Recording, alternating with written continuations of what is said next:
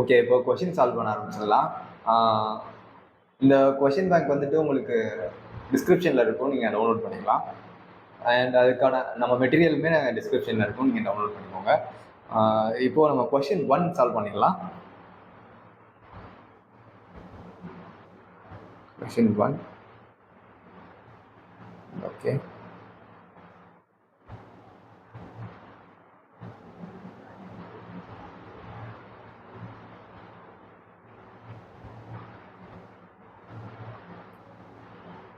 question 1. என்ன சொல்லியிருக்காங்க? X limited setup a plant at the purchase price of 5 lakh, okay, plus GST at 18% interest rate. Okay, இப்போ இந்த purchase ப்ரைஸை காஸ்ட்டில் ஆப்வியஸாக நம்ம இன்க்ளூட் பண்ணிக்கலாம். பட் ஜிஎஸ்டி வந்துட்டு ரீஃபண்டபிள் டியூட்டிஸில் வரும். ஸோ ரீஃபண்டபிள் டியூட்டிஸ் அண்ட் டாக்ஸஸ்னால் அதை நம்ம காஸ்ட்டில் இன்க்ளூட் பண்ணவே போகிறது இல்லை. ஸோ எனிவே அதை நம்ம இக்னோர் பண்ணிடணும். Okay, fried paid ₹20,000 fried paid பண்ணியிருக்கோம். அந்த பிளான்ட் அண்ட் மெஷினரியை நம்மளோட பிளேஸுக்கு கொண்டு வரதுக்கு ஃப்ரைட் சார்ஜஸ் பே பண்ணியிருக்கோம் ஒரு 20,000. இது directly attributable expenses, so add பண்ணிக்கலாம். பட் அதோட ஜிஎஸ்டியை நம்ம காஸ்ட்லி இன்க்ளூட் பண்ணிக்கக்கூடாது, ஏன்னா அது refundable taxes. Paid ₹10,000 as employee expenses for installation. Installation வரைக்கும் உள்ள எம்ப்ளாயி காஸ்ட்டை நம்ம காஸ்ட்டில் ஆட் பண்ணிக்கலாம். ஸோ இதை ஆட் பண்ணிக்கலாம். After plant was put to use, maintenance cost incurred 5,000. அவங்களே டேரெக்டாக கொடுத்துட்டாங்க. ஆஃப்டர் இன்ஸ்டலேஷன் இந்த மிஷினரியை நம்ம புட் டு யூஸ் போட்டதுக்கப்புறம் பண்ண மெயின்டெனன்ஸ் காஸ்ட் 5,000. இதை நம்ம இன்க்ளூட் பண்ணிக்க வேண்டாம். அண்ட் அப்புறம் measure the initial cost to be recognized. Initial cost எவ்வளோ ரெக்கக்னைஸ் பண்ணியிருக்கணும்னு கேட்டிருக்காங்க. ப்ளஸ் பாஸ் ஜேர்னல் என்ட்ரி போட சொல்லியிருக்காங்க. Estimated dismantling cost is 30,000. Present value is 12,000.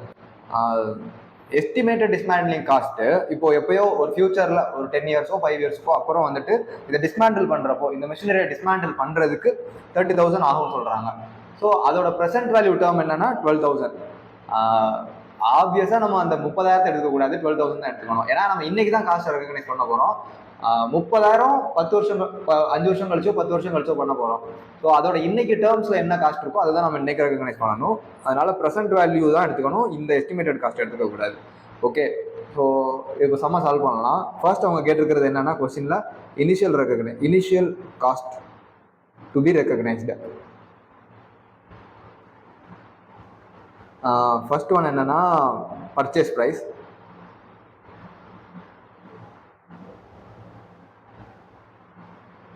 Purchase price 5 lakhs.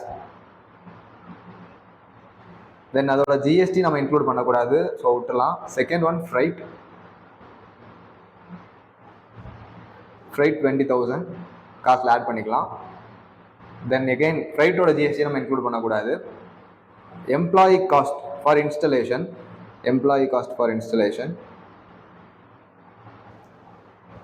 Installation வரைக்கும் உள்ள எம்ப்ளாயி காஸ்ட் எடுத்துக்கலாம், இன்ஸ்டலேஷனுக்கு அப்புறம் இருக்கிறத எடுத்துக்கக்கூடாது. 10,000 employee cost. Okay, fourth one after plant was put to use maintenance cost. So இந்த காஸ்ட்டை நம்ம எடுத்துக்கக்கூடாது. அடுத்து present value of estimated dismantling cost. இது ஒரு 12,000. ஸோ ஓவராலாக 5,20,000, 5,30,000, 5,42,000. ஓகே, இது initial cost to be recognised. இதுதான் நம்ம பிபிஇன்னு கேபிட்டலைஸ் பண்ணுற amount. So initial cost of PPE. Second part என்னன்னா ஜேர்னல் என்ட்ரி பாஸ் பண்ணணும். So journal entry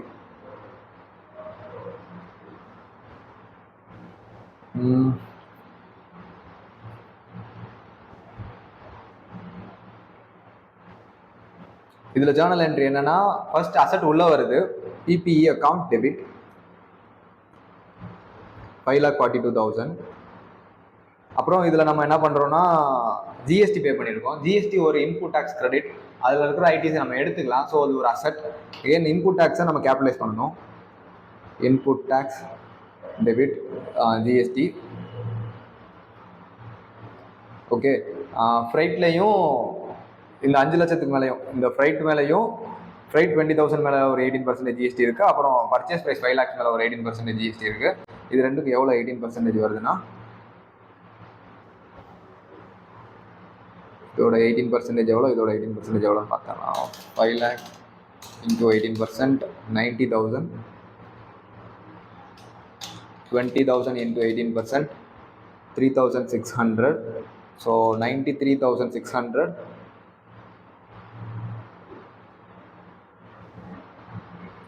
93,600 input tax.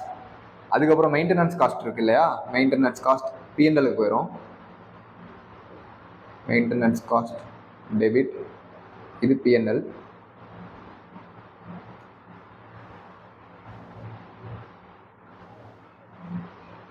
$5,000. Okay, இப்போ என்னன்னா இந்த dismantling cost, present value of estimated dismantling cost நம்ம இப்போ பே பண்ண போகிறது இல்லை, ஃபியூச்சரில் இதுக்கான எக்ஸ்பென்ஸ் ஆக போகுது. ஃபியூச்சரில் 30,000 பே பண்ண போகிறோம், பட் அதோட ப்ரெசென்ட் வேல்யூ 12,000. அந்த 12,000 நம்ம காஸ்ட்டில் இன்க்ளூட் பண்ணிட்டோம். இப்போ பார்த்தீங்கன்னா இன்னொரு ஆஸ்பெக்டில் இதை யோசிச்சு பார்த்தீங்க அப்படின்னா இது ஒரு லயபிலிட்டி. இது எப்படி நம்ம அசெட்டாக கேபிடலைஸ் பண்ணியிருக்கோமோ சேம் வே இதை நம்ம இப்போவே பே பண்ணியிருந்தோம் அப்படின்னா இதை கேஷாக கொடுத்துருந்துருப்போம். ஆனால் ஃபியூச்சரில் இதை பே பண்ண போகிறோம். ஸோ இது ஒரு கிரெடிட்டர் மாதிரி நம்ம டீல் பண்ணி இதை ஒரு லயபிலிட்டியாக கிரியேட் பண்ணி வச்சுக்கணும். So to provision for dismantling cost அதோட வேல்யூ 12,000. டு ரிமைனிங் இருக்கிற பேலன்ஸ் எல்லாத்தையுமே நம்ம பே பண்ண போகிறோம் பேங்க். ரிமைனிங் இருக்கிறது எல்லாமே 5,42,000 plus 93,600 plus 5,000 minus 12,000. So 6,28,600. Okay, so first question over. இப்போ அடுத்து நெக்ஸ்ட் கொஸ்டின், செகண்ட் கொஸ்டின் போயிடலாம்.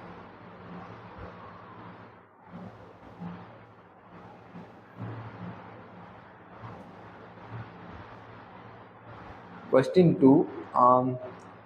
On 1st April 2020, Vishnu Limited installed a machine in the rented premises at a cost of 25 lakhs, whose life is 3 years. As per the rental agreement, the machine should be decommissioned at the building and the building should be brought into the original position. என்ன சொல்றாங்கன்னா, உங்க rented ப்ரெமிசஸ்ல machinery install பண்றாங்க. அந்த rental agreement படி 3 வருஷம் கழிச்சு அவங்க vacate பண்றப்போ பழையபடி இந்த மிஷினை இன்ஸ்டால் பண்றதுக்கு முன்னாடி எப்படி அந்த பிளேஸ் இருந்துச்சோ அதே மாதிரி அவங்க ரெஸ்டோர் பண்ணி தரணும். இது அக்ரிமெண்ட்ல இருக்கு. Okay, the company should incur 4 lakh at the end of the 3rd year. 3 வருஷம் முடிஞ்சு போகையில இந்த கம்பெனி 4 லட்சம் இதுக்காக செலவு பண்ணணும்னு எஸ்டிமேட் பண்ணுது. Okay, assume the borrowing rate applicable to the entity is 10%, record the journal entry. Okay, இப்போ ஃபர்ஸ்ட் நம்ம என்ன பண்ணணும்னா இனிஷியல் காஸ்ட், ஃபர்ஸ்ட் கொஸ்டின் மாதிரியே இனிஷியல் காஸ்ட் கண்டுபிடிக்கணும். Initial cost of PPE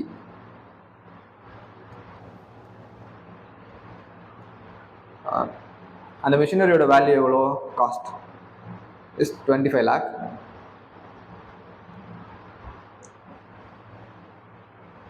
present value of estimated decommissioning expenses. டீகமிஷனிங் expenses 4 lakh சொல்லிட்டாங்க. அதோட present value எப்படி கண்டுபிடிக்கிறது பார்க்கலாம். ஸோ 4 lakh வந்துட்டு 3 வருஷம் கழிச்சு பே பண்ண போகிற அமௌண்ட். அதோட ப்ரெசென்ட் வேல்யூ கண்டுபிடிக்கிறதுக்கு 3 years ப்ரெசென்ட் வேல்யூ ஃபேக்டர் போடணும் இல்லையா, 10% அட் 3 years. இதோட ப்ரெசென்ட் வேல்யூ ஃபேக்டர் என்னன்னு பார்க்கலாம். இது எப்படி கண்டுபிடிக்கணும் அப்படின்னா சிம்பிள் 1 divided by 1.1. இந்த 1.1 எப்படி வந்துச்சுன்னா 10% நான் டெசிமலாக மாற்றுவேன். அப்போனா 0.10 வரும். அதை 1ஓட ஆட் பண்ணிட்டு 1 divided by 1.1 போட்டுறேன். கேல்குலேட்டரில் எடுத்துடுறேன். இப்போ 1 divided by 1.1 போட்டு 3 தடவை, இந்த 3 வருஷம் இருக்கு இல்லையா, அதனால 3 தடவை ஈக்குவல் டு ப்ரெஸ் பண்ண போகிறேன். 1 2 3. ப்ரெசென்ட் வேல்யூ ஃபேக்டர் எனக்கு வந்துருச்சு 0.7513. 4 digit எடுத்துக்கிறது அட்வைசபிள். ஓகே, ஸோ இதோட ப்ரெசென்ட் வேல்யூ என்ன வருது அப்படின்னா 4 lakh into 0.7513. இது 3,05,20 வருது. ஸோ அதை நான் இங்கே காஸ்ட்டோட இன்க்ளூட் பண்ணிக்கிறேன். 3,05,20. ஓவராலாக இதோட காஸ்ட், இந்த மிஷினரியோட காஸ்ட் 20,05,20 ஆட் பண்ணணும். ஓகே ஓகே, இப்போ ஜேர்னல் என்ட்ரி, மெயினான கொஸ்டினே ஜேர்னல் என்ட்ரி தான். இவ்வளோ நேரம் போட்டிருந்தது workings. Journal entry PPE account debit எவ்வளோனா 28 lakh. 520 டு பேங்க்கில் நான் எவ்வளோ தான் பே பண்ண போகிறேன்னா ஆக்சுவலாக 25 lakhs தான். To provision for estimated dismantling cost. இது எவ்வளோனா இந்த 3,05,20. ஓகே, ஸோ இப்போ நான் இது வந்துட்டு இது வரைக்கும் போகுது எக்ஸாமுக்கு. இதுக்கப்புறம் ஜஸ்ட் இது எக்ஸாமுக்கு தேவையில்லை, பட் ஒரு ஓவர்வியூக்காக ஒரு அண்டர்ஸ்டாண்டிங்காக நான் தரேன். ஓகே, இப்போது இயர் 0ல் இதை எப்படி கேல்குலேட் பண்ணிடுறாங்க இல்லையா? இயர் 0ல் இதுக்கப்புறம் எந்த என்ட்ரி கிடையாது. இயர் 1 ஒரு வருஷம் முடிஞ்சதுக்கப்புறம் இது அன்பைண்டிங் ப்ராசஸ் சொல்லுவாங்க. இந்த 3,520,000 ரூபாய் 3 வருஷம் கழிச்சு 4 லட்சமாக மாறணும். ஸோ என்ன பண்ணுவாங்க அப்படின்னா வருஷம் அந்த இன்ட்ரெஸ்ட் காம்போனண்ட்டை கேபிட்டலைஸ் பண்ணி 3 வருஷம் எண்டில் 4 lakhs வர மாதிரி பண்ணுவாங்க. ஸோ அது எப்படி என்ட்ரி போடுவாங்கன்றதை நான் இப்போ காட்டுறேன். ஃபர்ஸ்ட் ஃபினான்ஸ் காஸ்ட் கேபிட்டலைஸ் பண்ணணும். Finance cost account debit to provision for estimated dismantling.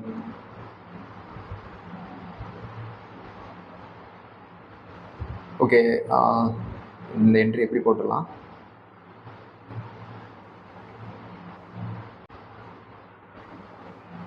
Okay, year 1, year 2 and year 3. Year 1ல் என்ன வேல்யூ போடுவாங்க அப்படின்னா இந்த 3,520,000 இன்டூ 10% 30,052.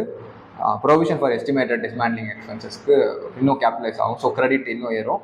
அப்போது அந்த இயர் 1ல் அதோட பேலன்ஸ் என்ன இருக்கும் அப்படின்னா இதோட பேலன்ஸ் போடுறீங்க. ஃபர்ஸ்ட் 3,520,000 இருந்திருக்கும் ப்ளஸ் 30,052 போக 3,30,572. இதோட இயர் 1ஓட எண்டில் இந்த பேலன்ஸ் இருக்கும். ஸோ நெக்ஸ்ட் இயர் என்ன பண்ணுவாங்கன்னா திரும்ப எகைன் 10% இந்த வேல்யூலேருந்து 10% அடுத்த வருஷத்துக்கு கேபிட்டலைஸ் பண்ணுவாங்க. அப்போ 53,057 ப்ரொவிஷன் ஃபார் எஸ்டிமேட்டட் டிஸ்மேண்ட்லிங் காஸ்ட்டுக்கு போகும். ஃபினான்ஸ் காஸ்ட் ஒரு 33,000 P&Lக்கு போயிடும்.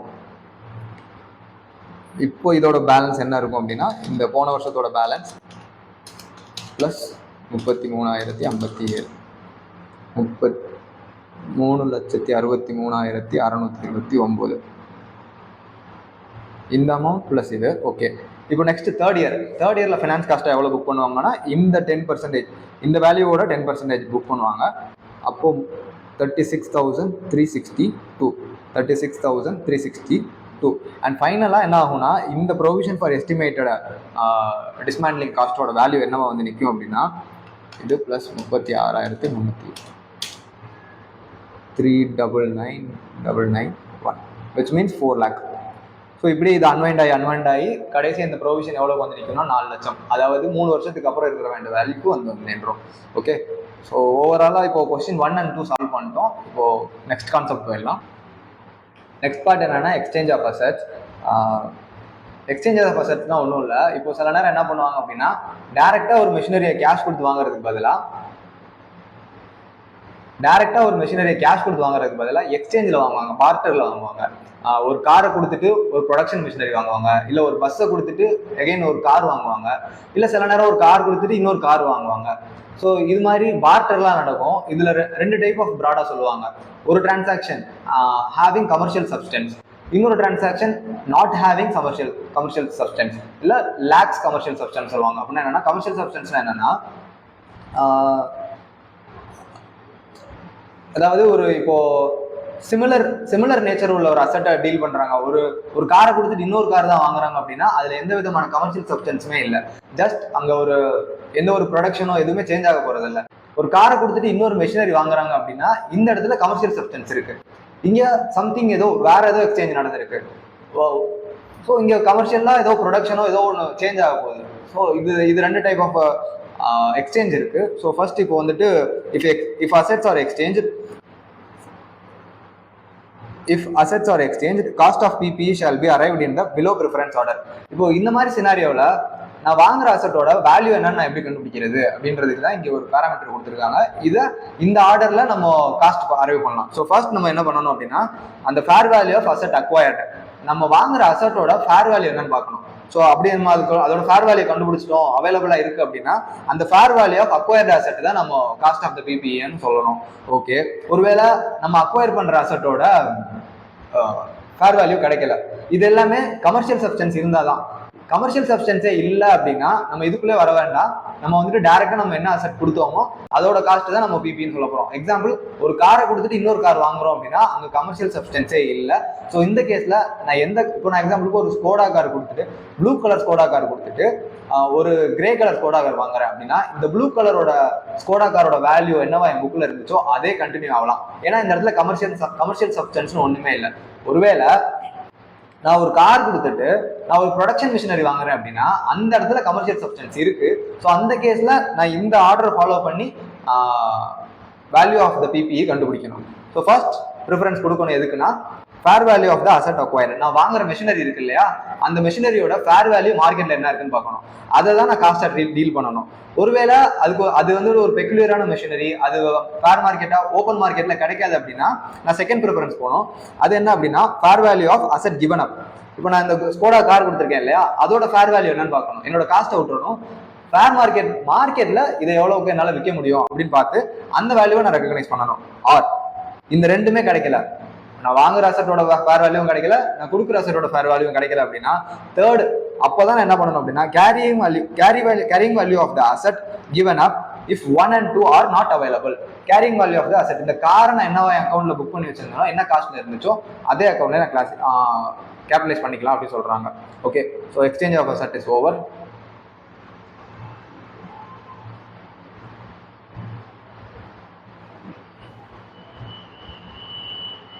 Next concept, subsequent measurement of carrying amount.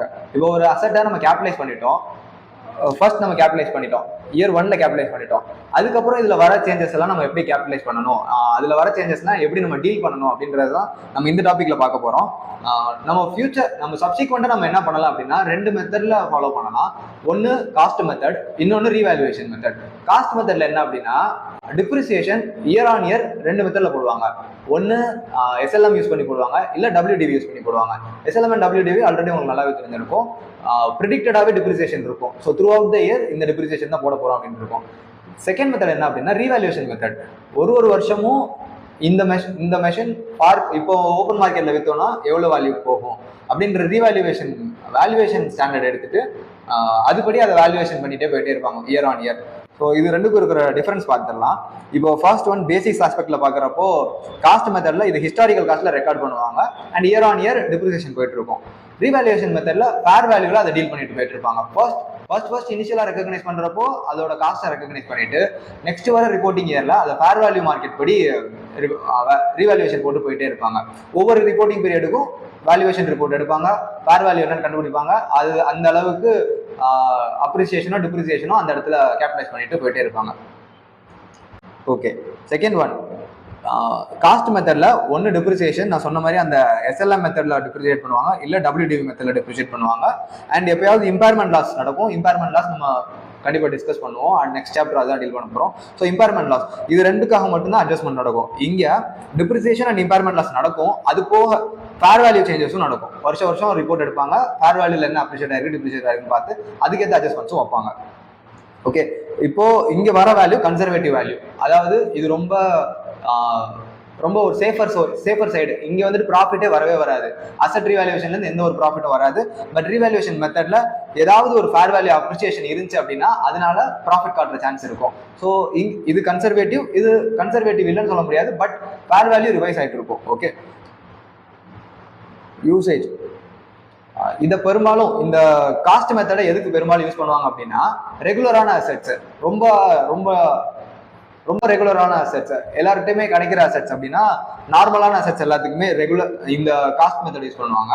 Revaluation method எதுக்கு போவாங்க அப்படின்னா ரொம்ப rarest high value machinery, special machinery, customise பண்ணப்பட்ட மிஷினரி, இது மாதிரி ரொம்ப சிக்னிஃபிகண்டான ஸ்பெஷலான மிஷினரிஸ்க்கு தான் அந்த ரீவேல்யூவேஷன் மாடல் போவாங்க யூஸ்வலா. ஓகே, ஸோ நெக்ஸ்ட் கான்செப்ட் என்ன அப்படின்னா capital expenditure. Capital expenditure.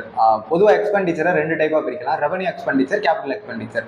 Capital எக்ஸ்பெண்டிச்சர்லாம் என்ன ஆகும்னா அசட்டோட வேல்யூவில் அகெயின் அதை ஆட் பண்ணிக்கலாம். ஒரு பேலன்ஸ் ஷீட்டில் போயிட்டு இந்த எக்ஸ்பெண்டிச்சர் பர்டிகுலர் எக்ஸ்பெண்டிச்சராக பேலன்ஸ் ஷீட்டில் இருக்கிற பிபியோட ஆட் பண்ணிக்கலாம்.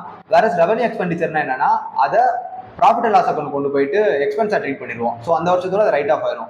கேபிட்டல் எக்ஸ்பெண்டிச்சர் ஆகணும் அப்படின்னா அது ரிமைனிங் இருக்க யூஸ்ஃபுல் இயர்ஸ்க்கு டிப்ரிசியேஷனாக வந்துட்டு இருக்கும் பேலன்ஸ் ஷீட்டுக்கு. ஸோ ஸ்ப்ரெட் ஆகும், அமௌண்டைஸ் ஆகும் over the period capital expenditure. எல்லா எக்ஸ்பெண்டிச்சரும் கேபிட்டல் எக்ஸ்பெண்டிச்சராக மாற்றிடலாமா அப்படின்னா கிடையாது. இப்போ நான் மெயின்டெனன்ஸ் பண்ணுவேன், ரொட்டீன் மெயின்டெனன்ஸ் இருக்கும். ஸோ இந்த மாதிரி ரொட்டீன் மெயின்டெனன்ஸ் ஓவராலிங் இதெல்லாம் வந்துட்டு ப்ராஃபிட் அண்ட் லாஸ் அக்கௌண்ட் தான் போகணும். வேற சில எக்ஸ்பெண்டிச்சர் நான் ஏதாவது ஒரு எக்ஸ்பெண்டிச்சர் பண்ணி ஒரு மெஷினரியோட எஃபிஷியன்சியை ஜாஸ்தி பண்ணுறதுனாலோ இல்லை அதோட யூஸ்ஃபுல் லைஃபே நான் மாற்றுறேன், யூஸ்ஃபுல் லைஃபே இன்னும் ஜாஸ்தி ஆக போகுது அப்படின்னாலோ இல்லை ப்ரொடக்ஷன் கெப்பாசிட்டி அதிகமாக போகுது அப்படின்னா இந்த 3 சினாரியோவில் நான் அந்த எக்ஸ்பெண்டிச்சரை மட்டும் கேபிட்டலைஸ் பண்ணலாம்.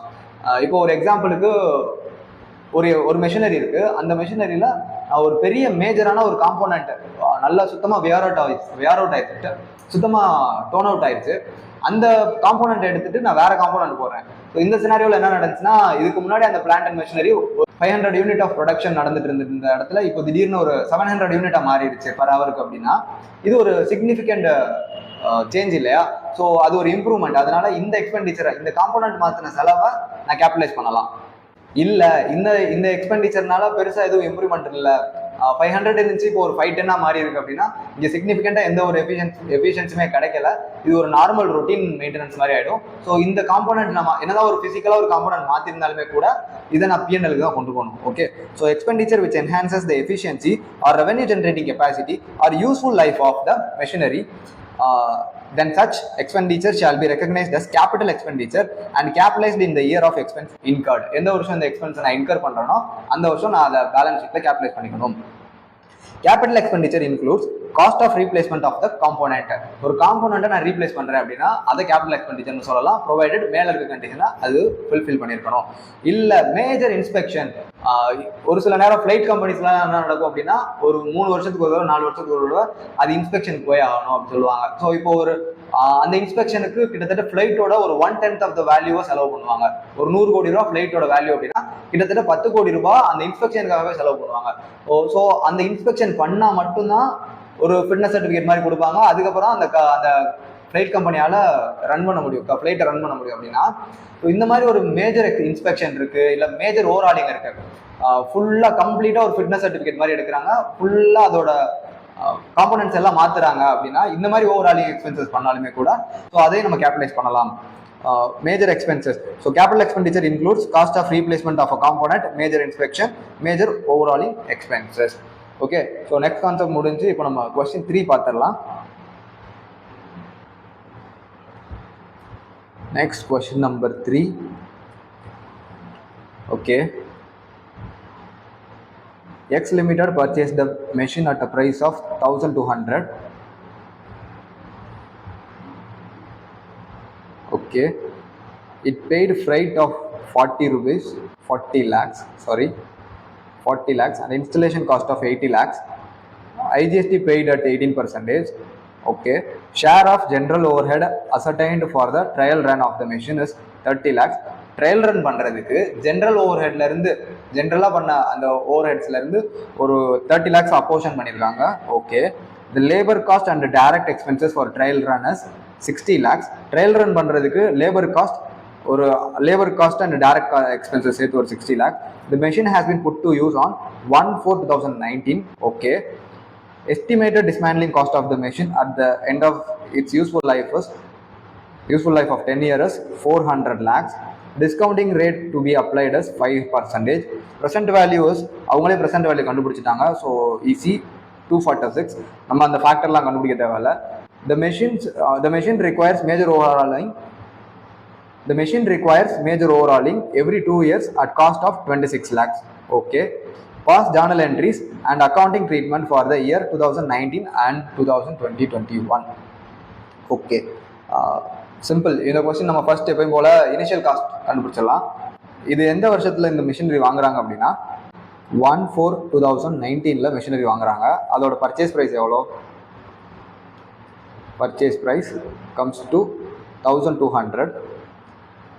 in lakhs. ஓகே.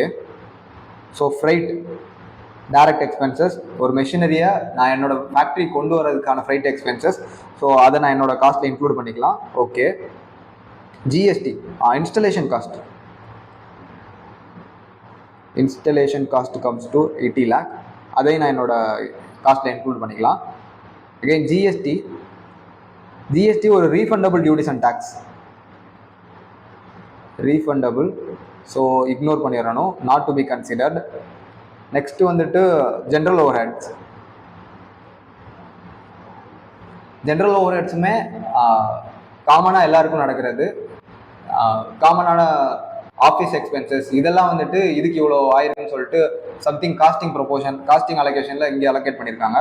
இந்த காஸ்ட்டையும் நான் என்னோட பிபியோட காஸ்ட்டில் எடுக்கக்கூடாது, அது வெறும் இன்டர்னல் பர்பஸ். நான் பேலன்ஸ் ஷீட்டில் ரிப்போர்ட் பண்ணுறதுக்கு இந்த ஜென்ரல் ஓவர் ஹெட்ஸ் போர்ஷனை எடுத்துக்கக்கூடாது. So it should be ignored. Next வந்துட்டு இந்த labour cost, labour and direct expenses for installation, அதை எடுத்துக்கலாம். அது 60 lakhs எடுத்துக்கலாம். ஓகே. அப்புறம் present value of estimated dismantling.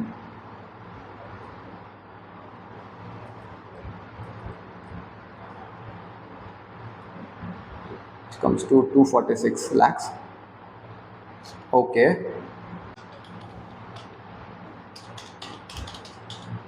Comes to 1626. இதில் கொஷினில் கொடுக்கல. ஆக்சுவலாக ஸ்டடி மெட்டீரியலில் பார்க்குறப்போ என்ன புரிஞ்சுக்க முடியுது அப்படின்னா, இந்த 1626 ஃபஸ்ட்டு மிஷினரியை எரெக்ட் பண்ணுறப்போவே ஒரு மேஜர் ஓவராலிங் பார்த்துருக்காங்க. ஸோ அந்த ஓவராலிங் எக்ஸ்பென்சஸ்மே இதுக்குள்ளே இருக்குன்ற மாதிரி புரிஞ்சுக்க முடியுது. ஸோ இந்த இதுக்குள்ளே 2 ஃபிகர் இருக்குது. அதாவது இந்த 1200க்குள்ளே அது இன்க்ளூட் பண்ண மாதிரி சம்மில் போட்டிருக்காங்க. ஸோ 1600 என்னன்னா அந்த மிஷினரியோட காஸ்ட், 26 என்னன்னா அந்த மேஜர் ஓவராலிங் கொஸ்டினில் கொடுத்துருக்காங்க இல்லையா, அந்த மேஜர் ஓவராலிங்கான காஸ்ட் ஒரு 26. ஸோ இந்த 1600 யூஸ்ஃபுல் லைஃப் எவ்வளோன்னு பார்த்தோம் அப்படின்னா, 1600 யூஸ்ஃபுல் லைஃப், அந்த மிஷினரியோட யூஸ்ஃபுல் லைஃப் 10 years. ஓகே. ஆனால் இந்த மேஜர் ஓவர்ஹாலிங்க்கு 2 years. ஸோ இதை நான் அமார்டைஸ் பண்ணுறதுக்கு 10 வருஷம் எடுத்துக்கணும், இதை நான் அமார்டைஸ் பண்ணுறதுக்கு 2 வருஷம் தான் எடுத்துக்கணும். ஓகே. இப்போது accounting treatment for 2019-20 Journal entries என்னென்ன வரும்? ஃபர்ஸ்ட் நான் மிஷினரி வாங்குறப்போ என்ட்ரிஸ் போடுவேன். PPA account debit 1626 to bank to provision for estimated dismantling,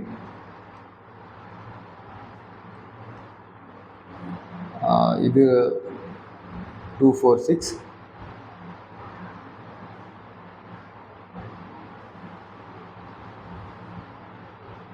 okay. Remaining எல்லாமே பேங்க்கில் போயிடுதுன்னு வச்சுக்கலாம். ஸோ இன்புட் IGST டெபிட், இந்த IGST எது மேலே உள்ளதுன்னா மெஷின் மேலே இருக்கிற IGST 18%, 216. இதை நான் இங்கே போட்டுக்கிறேன் 216. Okay.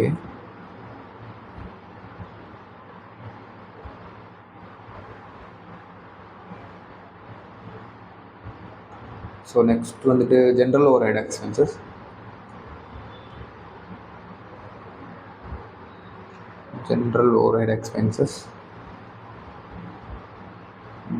General overhead expenses 30 lakhs.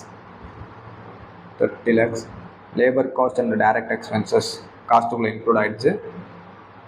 Okay, over. So machinery வாங்குறப்போ நான் இந்த என்ட்ரி போட்டிருப்பேன். அடுத்த இயர் எண்டில்,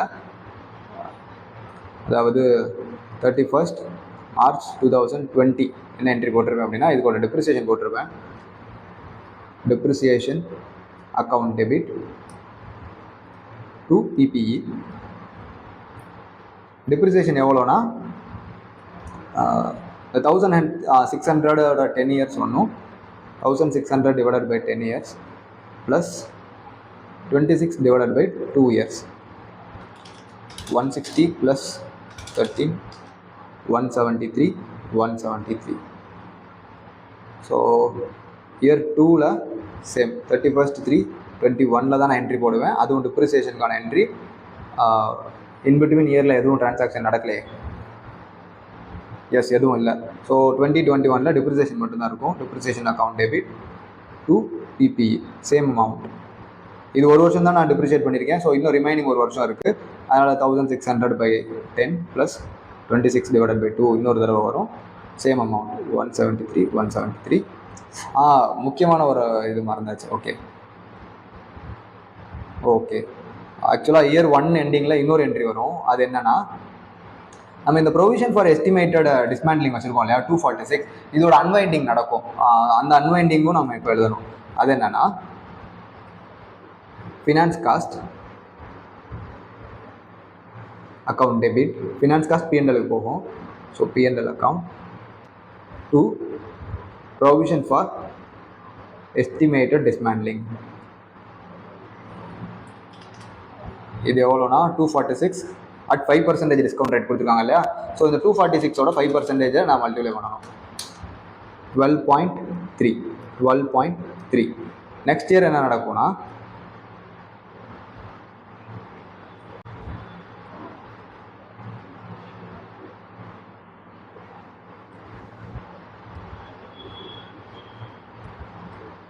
next year again finance cost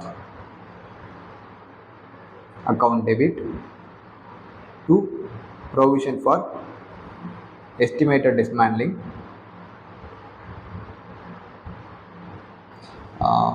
இந்த தடவை என்ன நடக்கும்னா, இதோட க்ளோசிங் பேலன்ஸ் பார்க்கணும். இதோட ப்ரொவிஷன் ஃபார் எஸ்டிமேட்டட் டிஸ்மேண்ட்லிங்கோட க்ளோசிங் பேலன்ஸ் என்னவா இருக்கும் அப்படின்னா 246 + 12.3 இதோட வேல்யூ இருக்கும். 246 + 12.3 = 258.3 258.3 into 5%. இதுதான் நான் இப்போது பிஎன்எலுக்கு கொண்டு போனோம். 12.91. ஸோ 12.91. ஓகே. So question 3 over. So next concept போயிடலாம். Next treatment of major components. இந்த கான்செப்ட் ஆக்சுவலாக நம்ம போன கொஸ்டின்லேயே லைட் ஹேண்ட் டேரெக்டாக பார்த்துட்டோம். சிம்பிள். இப்போ நம்ம போன கொஸ்டின்லேயே நம்ம என்ன பார்த்தோம் அப்படின்னா, மேஜர் ஓவராலிங் மட்டும், அந்த ஓவராலிங் எக்ஸ்பென்சஸ் மட்டும் 2 வருஷத்துக்கு அமார்டைஸ் பண்ணோம். மிச்சம் பிபியோட வேல்யூ எல்லாத்தையும் அந்த 1600 நம்ம 10 வருஷத்துக்கு அமார்டைஸ் பண்ணோம். என்னன்னா, இந்த மேஜர் ஓவராலிங் ஒரு பெரிய எக்ஸ்பென்ஸ், பட் அதோட யூஸ்ஃபுல் லைஃப் ரொம்ப கம்மி. இது வந்துட்டு ஒருவேளை ஒரு மெட்டீரியலான அமௌண்ட் இல்லை அப்படின்னா, ஈவன் மெட்டீரியலான அமௌண்ட் இல்லைனாலுமே கூட ஒரு வருஷத்துக்கு மேலே, ஒரு ஃபைனான்ஷியல் இயருக்கு மேலே இருந்துச்சு அப்படின்னா அதை நம்ம த்ரூ அவுட் த பீரியட் தான் அமார்டைஸ் பண்ணணும். ஸோ இந்த கேஸில் அதோட யூஸ்ஃபுல் லைஃப் இந்தியாஸில் என்ன சொல்கிறாங்க அப்படின்னா, ஒரு major expenses, major component, major overhauling, major inspection, இந்த மாதிரி இருக்கிறது எல்லாத்தையும் என்ன பண்ணலாம் அப்படின்னா அதோட யூஸ்ஃபுல் லைஃப்லேயே நம்ம டிப்ரிஷியேட் பண்ணலாம் அப்படி சொல்கிறாங்க. இப்போ எக்ஸாம்பிளுக்கு ஒரு ஃப்ளைட் இருக்குன்னு வச்சுப்போம். அந்த ஃப்ளைட்டோட பாடியோட யூஸ்ஃபுல் லைஃப் ஒரு 10 வருஷம் இருக்குன்னு வச்சுப்போமே. அதோட இன்ஜினோட யூஸ்ஃபுல் லைஃப் மட்டுமே ஒரு 2 வருஷம் 3 வருஷம் அந்த மாதிரி தான் இருக்குன்னு வச்சுப்போம். இப்போ இந்த பாடியோட காஸ்ட்டை மட்டும் எடுத்து அது என்னதான் ஃப்ளைட்டு நம்ம ஓவராலாக பிபியில் கேபிடலைஸ் பண்ணியிருந்தாலும் அந்த ஃப்ளைட்டோட பாடியோட காம்போனண்டோட காஸ்ட்டை மட்டும் எடுத்து நம்ம 8 வருஷத்துக்கு டிப்ரிஷியேட் பண்ணலாம். வேறஸ் அதோட இன்ஜினோட காம்போனண்டோட வேல்யூவை எடுத்து ஒரு 3 வருஷத்துக்கு டிப்ரிஷியேட் பண்ணலாம். ஆனால் ஓவராலாக அந்த ஃப்ளைட்டோட காஸ்ட் 100 crore அப்படின்னா அந்த 100 crore மொத்தமாக தான் ஃப்ளைட் அப்படின்னு சொல்லிட்டு பேலன்ஸ் ஷீட்டில் இருக்கும். பட் டிப்ரிசியேஷன் கேல்குலேட் பண்ணுறதுக்கு மட்டும் காம்போனண்ட் வைஸ் அதோட யூஸ்ஃபுல் லைஃப் எடுத்து நம்ம கேல்குலேட் பண்ணிக்கலாம் அப்படின்னு இண்டேஸில் பர்மிட் பண்ணுறாங்க. ஸோ அதுதான் இங்கே சொல்லியிருக்காங்க. In case of huge machinery, ரொம்ப ஹை வேல்யூ மெஷினரி இருக்குது அப்படின்னா each individual component may have different useful life. அதில் இருக்கிற ஒரு காம்போனண்டோட யூஸ்ஃபுல் லைஃப்மே வேறையாக இருக்கலாம். லைக் இது நம்மளோட ஃப்ளைட் எக்ஸாம்பிளில் ஃப்ளைட்டோட பாடியோட யூஸ்ஃபுல் லைஃப் வேறையாக இருக்கலாம், இன்ஜினோட யூஸ்ஃபுல் லைஃப் வேறையாக இருக்கலாம், அதோட இன்டீரியர்ஸோட யூஸ்ஃபுல் லைஃப் வேறையாக இருக்கலாம். அதே மாதிரி அதோட மேஜர் இன்ஸ்பெக்ஷன் ஒன்று இருக்கலாம், அந்த இன்ஸ்பெக்ஷனோட யூஸ்ஃபுல் லைஃபுமே வேற இருக்கலாம். இப்போ 3 வருஷத்துக்கு ஒன்ஸ் வந்துட்டு நான் சர்டிஃபிகேட் வாங்கணும் அப்படின்னா அந்த சர்டிஃபிகேட்டோட யூஸ்ஃபுல் லைஃப் 3 வருஷம் தான். அது ஒரு மேஜர் வேல்யூவாக கூட இருக்கலாம் இல்லையா. ஸோ அதுதான் may have different useful life and wearing out pattern. Therefore component wise depreciation accounting is permitted under Ind AS. இது மாதிரி அந்த யூசேஜோட பேட்டர்னை யூஸ் பண்ணி பேட்டர்னை ஃபாலோ பண்ணி நம்ம டிப்ரிஷியேட் பண்ணலாம்னு இண்ட் ASல அலோவ் பண்ணுறாங்க நம்மள. Major inspection and major overhauling expenses can also be treated as major components. So அதையும் ஒரு மேஜர் காம்போனன்ட் ட்ரீட் பண்ணி அதுக்கான யூஸ்ஃபுல் அதையும் கேபிட்டலைஸ் பண்ணிட்டு அதோட யூஸ்ஃபுல் லைஃப் பேட்டர்னை யூஸ் பண்ணி நம்ம டிப்ரிஷியேட் பண்ணலாம்னு சொல்றாங்க. ஓகே, நம்ம நெக்ஸ்ட் கொஸ்டின் 4 and 5 போயிடலாம்.